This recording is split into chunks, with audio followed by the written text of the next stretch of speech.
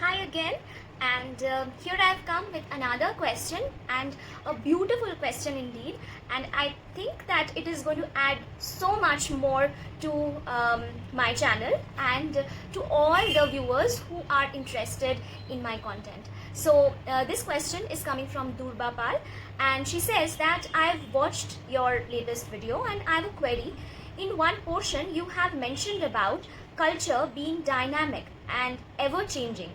I'm into organizational behavior, and we have seen that culture, especially organizational culture, has got three layers. While it's easy to change artifacts, it's quite difficult to change the belief and assumptions. How is this in indigenous culture? Waiting for your perspective. Thank you so much, Durba, for this beautiful question, and I'm elated to answer this. So, when we speak about any particular culture, be it indigenous or organizational culture, we would always see that there is this dynamic approach of culture which keeps changing, and however difficult it is for sure happening, right? So it's not on the basis of how fast or how slow. It's just that the temporality of culture describes that how much or how fast or how slow a culture is changing. But even if we feel that within a time span of say 5 to 10 years, if we see we might not notice a lot of changes happening even if we change the artifacts. There are changes, or you can say assimilations happening, but then not any specific cultural or behavioral or change in belief really happens in a short span of time. So it takes centuries and centuries and many generations to actually understand this particular change. So specifically speaking about indigenous culture, there are three things I would like to address here. Okay, first thing is indigenous knowledge has been observed through millenniums. So it's not a matter of human time or the time we can see in our lifetime. It's much more than that. So that's why I feel that the folk history is something which we delve into, and that is how we understand that how with time the culture, indigenous culture specifically, have changed. Now, another thing is that indigenous knowledge is temporal and spatial. Now, temporality means it changes with time. So if we see in the pre-literate societies where indigenous were only depending on the orality to propagate their knowledge, the way they would propagate the knowledge, the stories they would devise to propagate the knowledge were quite different. And with time, because in orality there's no surety that what I will hear, I'll say the exact same thing, or I'll induce the exact same thing what I heard. So my understanding also is really important in this particular scenario. So hence when people moved from one place to another, with time they assimilated with the other cultures who were situated nearby. So when they assimilated, a lot of cultural or behavioral, or you can say in their belief system or even their knowledge system, added or changed with time. So with space and with time, indigenous knowledge or indigenous culture changed like this. For example, when a particular indigenous group, suppose, were living in a particular area, and after a while, maybe due to environmental change and due to even human induced change of the environment, probably they might have faced certain issues and they had to move to certain other areas. And this has been a thing with a lot of indigenous people, that they moved from one place to another for one or other reasons. It can be environmental, political, and for sustainable reasons as well. So when they shifted, this spatial displacement added to a lot of changes in their lifestyle, in their belief. So an example which is coming in my mind is when, due to indentured labors, the Bihari population, more specifically people from Bihar and UP, were sent to other countries during the pre-independence period.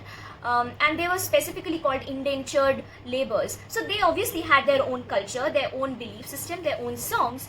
And when they shifted to a very different country, and their hopes and their wishes to come back to their own land, and not getting detached from their own roots, they devised certain songs, certain symbolic activities which connected them with their roots back to India, and also suggested the socio-political conditions they were into, their economic conditions they were facing at that time, and the sort of longing they had for their motherland. So all of that added to their culture, to their performatory culture, which not only were the rituals, it were also the music, the way they would rejoice, the way they would connect with the other person in the same community. So yes, so this is how the culture propagates change, which could be visible through centuries. For observation, we can understand the indigenous changes which are happening. Another last thing I would like to say is that indigenous knowledge is living. So anything which is living is aging, it's changing, it's growing. So the knowledge system or culture in itself, if we see that there has been no change, nothing has been added there, nothing deviated from what it was from the beginning, we can say that it dies slowly. So now we can understand that indigenous knowledge is living, because now if we see any kind of performatory act or any particular ritual which is happening now, we can see that through centuries it had been not the same, and there was a reason why it is not the same. It might be the political reason, it might be economic reason. For example, the food practices the indigenous have, that has changed through ages, because when they were hunter-gatherers, when certain indigenous population were hunters and gatherers, probably their food system was very different, and especially when they change their location, when they move from one place to another, the food is something which is the most appropriate thing to notice, that they create these indigenous cuisines, which is somewhere a mix of from where they belong to where they have relocated themselves. So that is something which is really fascinating to understand, and certainly that's the reason why I am trying to bring about indigenous crops and indigenous cuisines specifically, because that is somewhere